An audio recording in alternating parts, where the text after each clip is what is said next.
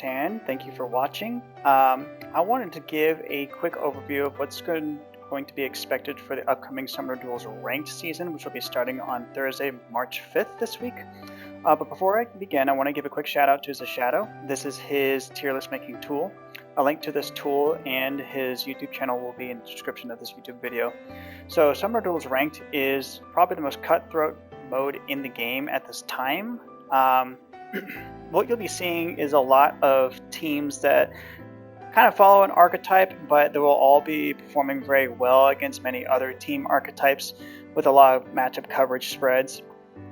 But there will be some archetypes you'll see more than others, but we'll go ahead and just start with a unit by unit basis on who you'll definitely see, who you will probably see, and who you may or may not see. Just quick FYI, this is my personal opinion. My opinion is not the end-all be-all for this type of content. You may come across different teams that you'll see in Favor Duels or Summoner Duels Ranked, and I could also be completely wrong. So if you have a differing opinion or if you have any questions, then feel free to leave a comment on the video. So we'll begin with Mythic Adult Tiki. She was released last week. People are definitely going to be using her because 1, she's a brand new unit and people want to use the brand new unit. 2, she is also a hard counter to Summer Thor and Mythic Loki. And 3, she is also I would say a decent Far Savior and okay Near Savior. But her niche of being able to kind of invalidate Summer Thor and Mythic Loki is going to be useful in Summoner Duels Ranked, given that these two units have been running rampant in Summoner Duels for just unchecked for years now. One downside about running her though is that her niche of countering Summer Thor and Mythic Loki is that all of her allies would have to be within 3 spaces of her to prevent that bonus cleansing effect to occur. That right there is going to slow down your opener a bit, so more aggressive team compositions will be able to take advantage of that slowness and be able to snipe your supports if need be. Another problem with Adult Mythic Tiki is Legendary Leasts out there. She is able to apply Undefended essentially for free from a 6 range distance, and being a savior trying to stop undefended users is going to be very tough. The other thing is that she's also a savior armored unit, so already right there you're already slowing down your openers from there, and that gives, like I said earlier, aggressive team compositions to take advantage of that more often than not.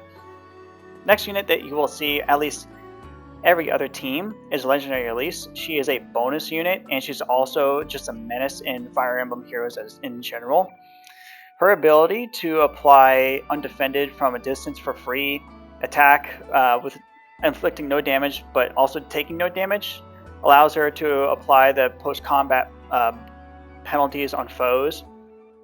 When she attacks, she's going to be applying Divine Vein Haze, Undefended, and Gravity on foes within 2 spaces. But the Gravity effect, I think, is only going to be on the unit that she attacked. But regardless, being able to attack from 6 range is very deadly, especially when she's paired up with Nurgle. I'll get to Nurgle in just a minute, but I'm going to go down the list here. Next units that you'll definitely see are both the $100 New Year's and Mythic. Foresight Snare is the biggest pain in the butt to deal with in Fire Emblem Heroes at the moment. Nobody likes having their attacks getting cancelled, and then the attacker essentially getting screwed with the isolation and the flash effect. Very hard to deal with if you don't have Summer Thor or Mythic Loki, or even Essence Drain. Next unit that you will definitely see will be New Year's Balder. The map is 4 rooms, which allows strong play for Cavaliers and Flyers, because there isn't any structures that are obstructing their flyer movement. There is water tiles that obstructs Cavalier movement, but there is no calf trenches, no walls, nothing like that, no breakable blocks. But New Year's Balder comes with, I think it's called Heavenly Soar, which grants the 5 range warping for a Celica Ring. And it's got pass built into it, so she's able to bypass Warp Bubble stuff and Divine Vein Vert. And if she's paired up with a Legendary Sakura, then she can retreat for free. But she's also she can be surprisingly tanky if her speed stat has been maxed out. You will see her being paired up with Heimdallr more often than not, so that she's able to be smited into the middle of the map, and so that she has more options to choose from. Next up is Allfather, or Alfador. He is very useful for the bonus duplication onto a unit that he uses his support skill on, but he also has that Shadow Smite effect built into his PRF. That in his in-combat support also is very useful for taking out, or for edging out matchups that your Omni Tank or Frontliner may otherwise miss out on. Next up is Nurgle. So this guy had a huge resurgence. When Nithogr came out, he really fell to the bottom of the meta viable tier list because having 2 Nithogrs to work around was just not possible for him. But the more and more as the meta progressed, Nithogr fell off the list of being a viable Far Savior because their bulk is just not that good anymore. But on top of that, Legendary Elise being introduced allow Nurgle to shine some more. A lot of people are going to be running a Forma build on him that includes Reposition Gate or Swap Gate, Comet, Attack Res Aria, and Attack Speed Favor, along with Firm Canto Curve, so he'll double as both a strong nuke and a strong supporter for granting out Essence Drain. So when paired with Legendary Elise, she will be able to snipe someone from 6 spaces away, and will be able to just steal the foe's bonuses for free. And now, if you're pairing her up with Heimdallr, there is that quote-unquote anti-synergy between Elise and Heimdallr. But when you add Nurgle into the mix, that's a bit of a bargain of a trade-off, because you lose Foresight Snare, but you get all of the foe's bonuses. You apply Divine Haze, and you got the undefended and flash status applied to the foe. So it's a good trade-off. Next up is going to be Summer Thor. I know that Mythic Adult Tiki and Summer Thor being up here is a bit odd. However, I really do think that there's going to be plenty of people running Adult Mythic Tiki, but she's going to be hard to use against Legendary Elise and Nurgle teams. But in response to that, people may be thinking, I don't want to run into Legendary Elise and Nurgle, so I'm not going to bring Tiki, and they're going to bring Thor instead, so that they can deal with Foresight Snare. But that essentially right there is going to create 3 different archetypes that you will probably see within SDR, which I'll get into later, but I'm still going to a unit-by-unit basis. So these are the units that you will definitely see in SDR. We'll move down to the next tier of units that you will probably see. You'll see them less often. They'll be effective, but they won't be as effective as the units that you'll see up here. So Chosen Fjorm, she as a frontliner is decent, but her main role is she's also a Corrin Ring bot without having to use Corrin Ring. She may be paired up with someone like Day of Devotion Hortensia. I've seen that comp play around a bit, and it seems to be pretty decent. She has to survive so that she can get the reflection damage off. If she can't do that, then she's kind of just dead weight. Next unit is going to be Harmonic Brave Hector. Saviors in this meta are kind of questionable to use if you're not Adult Mythic Tiki, because Legendary Elise is there. He can be deadly in certain circumstances where he's able to take the first hit, and then he'll be able to retaliate with Patience and Armored Flare, though any Hardy Bearing user is going to give this guy a hard time. Harmonic Brave Selka is also here, kind of sort of like, I don't know if she can be considered like an upgrade or a side grade of Brave Male Byleth, but I would say that she is a stronger nuke than him. She may have problems with dealing with like Summer Thor and Heimdallr though, because they both apply stall. So if she's going to be running on team, then she will have to run with Emblem Micaiah. There's Day of Devotion to Hortensia. She's able to apply the assign physical savior decoy status to an ally, which can be pretty useful for dealing with foes such as New Year's Balder or any other Omni Tank. She, as well as a Far Savior, is pretty decent. Then there's Ilian Minerva. She is a hard counter against New Year's Balder with being able to apply the frozen status, and she's somewhat tanky, so she can be somewhat of an Omni Tank, but she's better more of like a hit and run nuke with some bulk. Then there's Ilian Hilda, which applies action economy, True Charge, which has that 3-space warping with pass built into it. She also applies penalties, has a button, and she buffs opponents so that they can have a brave attack. So all around decent nuke right here. Then there's New Year's Volley and Mythic Volley. These two were really good until Legendary Elise got introduced, because they were able to grant a drive life unending effect to their allies, but Legendary Elise shuts down the passive miracle effect for all foes within 3 rows and 3 columns of her. So getting to use Volley is going to be a little more difficult. And in fact, it's probably not recommended to run either of these two, in my opinion, because of Legendary Elise being so prevalent. Next up is Winter Ivy. She provides strong support with the drive, attack, and speed, healing, and special cooldown acceleration. She also has the 3-range warping for a support foe, or a support ally.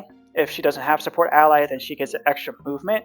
However, that is going to be neutered by someone like Heimdallr or Summer Thor. So, but she will be used somewhat.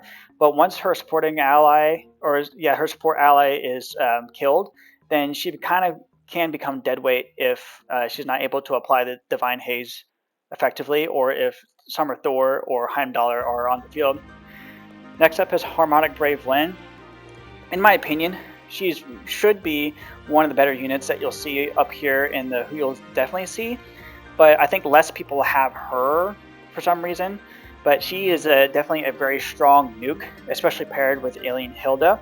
Very hard to stop. She has a built-in feud, so she doesn't have to worry about the support effect of her foes' allies. And she also has the 3-range attack as well, which is hard to stop. Next up is Harmonic Brave Ike. He's going to be used less often, but a lot of people are going to be using him just because they have him and maybe not have New Year's Baldur. He is a counter to New Year's Baldur, but he does have hard matchups against Harmonic Brave Celica, Ivy, maybe Summer Celica, maybe Camilla, but either way you get the point. Like he can tank a lot, but he also loses to a ton of matchups that are mentioned in this chart. Next up is Arena Pharaoh Crom. He is kind of like Allfather, but he applies the empathy and his own preferred bonus for the extra stats and the post-combat or post-assist Canto 2 effect, which can be useful for openers, but it's only can be applied to one ally at a time. He is a very strong nuke when he's able to use his preferred support effect. However, that does slow down your aggression a bit, so it can be hard to use them in certain scenarios. Next up is Arena Marth, who applies his own preferred bonus as well for extra stats, special cooldown deceleration, like a scowl effect on foe whenever you initiate the attack, not when the foe initiates attack, and the Canto 2 after movement or after attack effect. So good for action economy and support. And he also applies attack speed favor. Next up is Emblem Micaiah. Can be a pretty good staple for any team that's not playing an aggressive team. It will be very good for countering Legendary Elise. However, it's a bit of a reactive playstyle rather than proactive playstyle. You can't shield your foe from being attacked by Legendary Elise, but you can at least cleanse the undefended in some scenarios. Next up is Summer Celica. She is less hard-hitting as... she's not as strong as a nuke as her Harmonic Grave version. But with her being a Cav and the 3-range attack, she will still have some usage and catch some people off guard before not having a Far Savior. But I think in any aggressive comp that uses Foresight Snare effectively will be able to deter such a strategy. Next up is Young Camilla. She is still in the meta. She is still able to kill plenty of things that are on this list, but is becoming more and more dependent on her foes having more penalties on them. So she paired up with the Legendary Elise would be a strong combination. But yeah, she is still around. Be careful of her. She is also able to cancel out the Corrin Ring effects and Emblem Corrin Rings as well. Next up is Legendary Sakura. She is still a very reliable support unit with the salvage effect, orders buff, and null bonuses on foe during combat. She's also somewhat of a decent nuke, but also being a flyer on this map gives her the advantage of having a little more mobility compared to maybe Legendary Elise. But overall, her support is very strong. You'll see her getting paired up with flying nukes such as Young Camilla, New Year's Balder, and maybe someone like Harmonic Brave Celica. Next up is for Mortis. You will probably see him because people use a Former Soul on him.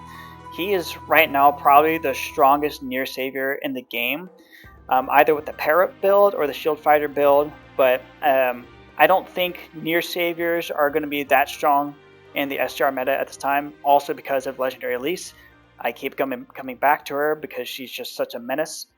But yeah, you will definitely see this guy maybe somewhat, maybe every 3 teams or so. The rest of the units you will see somewhat every now and then, and mostly because they probably just don't have said units above here and they're trying to fill the gaps, or because they have their own specialized team set up that is outside of the archetypes that one would expect for this upcoming SDR. Alright, and then we're going to move on to the SDR archetypes. Now, these are the team archetypes that we will probably see more often than not, and this is kind of like a template sort of thing of almost like a weapon triangle, a disadvantage and advantage and such. So the first archetype is Legendary Elise Nurgle, which is what I mentioned earlier. When she has Foresight Snare and Essence Drain here, the trade-off for losing Foresight Snare while also taking foes bonuses and applying Divine Haze and all the other penalties that she applies is very strong. So it's almost worth, no, it is worth losing Foresight Snare when using this combination here. This also allows for more aggressive team openers with using New Year's Balder and Allfather and Heimdallr. But the next archetype we'll see is anyone that using Adult Tiki. She is a strong counter for Summer Thor, but she loses to Legendary Elise and Nurgle combinations. But if used properly with strong defenses, you might have some success with her. You definitely want to pair her up with Emblem Micaiah so that you have a better chance of dealing with undefended attacks from Legendary Elise, and for cleansing isolation statuses, for example. Next, other team compositions will involve more Summer Thor. Even though Adult Mythic Tiki is here in the game to cancel her out, some people may be disincentivized to running Adult Mythic Tiki because of Legendary Elise, but they also want to be able to deal with Legendary Elise and switch over to Summer Thor so that they're able to cancel out Foresight Snare and Essence Drain from Legendary Elise and Nurgle. And then for Archetype 2 and 3, the teammates are going to vary a lot depending on what the player wants to run, but essentially this is what you're going to be seeing. And more often than not, I think Heimdallr will probably be the most used unit right next to Legendary Elise, and then probably Nurgle beneath Heimdallr. Mainly because Foresight Snare is such a pain in the butt to deal with. You will see some saviors here and there. These are the 4 saviors that you'll probably run into the most. I don't think you'll be running into a Black Knight all that often. His tankiness has kind of gone down a bit. If he is able to retaliate, then he will likely kill whatever he's retaliating against, but it requires him to survive, and with New Year's Balder on the map, I don't think that's going to happen. And then some miscellaneous units that will be filling the gaps will be here. You will see Volley more often than not, but I don't think it's recommended to run either Volley during the SDR meta because of Legendary Elise being so common. Winter Ivy provides great support and great nuking. Harmonic Brave Celica will also be a little more prevalent than others, probably because of how recent she came out. She's also a favorite character. And then there's Alien Minerva, who is probably the best demote in the game at the time, providing great support with the Frozen status. And also she can inherit those flyer, 5-space range warping, and she can probably get out as well if she's there with Legendary Sakura. Okay, well, I think that's going to do it for what to expect for the upcoming SDR. If you have any questions, or if you have any other input to make, or if you disagree with something, feel free to leave a comment on the video. Thanks again for watching. Feel free to like and subscribe, and have a great day.